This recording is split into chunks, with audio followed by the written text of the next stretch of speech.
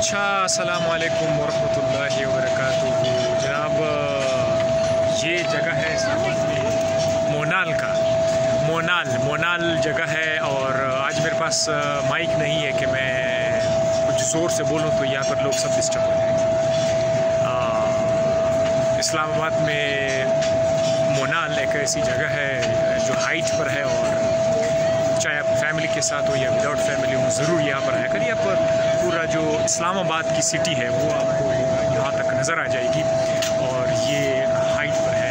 इस तरफ आप देख सकते हैं, होटल्स है आपको नज़र आएंगे, लोग खाना खा रहे होते हैं, और इसके अलावा बहुत सारे खूबसूरत जगह पे खूबसूरत व्यूज़ भी आपको मिलेंगे। तो एंजॉय कर लीजिए। इस वक्त मैं जहाँ पर हूँ, ये एक ऊपर की तरफ एक इलाका है, यहाँ से लोग खाना खा रहे हैं और पहाड़ आपको नज़र आ रहा है डिफरेंट किस्म का। इस वक्त सीनरी जो है आलमोस्ट अब मगरिब का टाइम होने वाला है, तो बड़ा मज़ा आ रहा है। मैं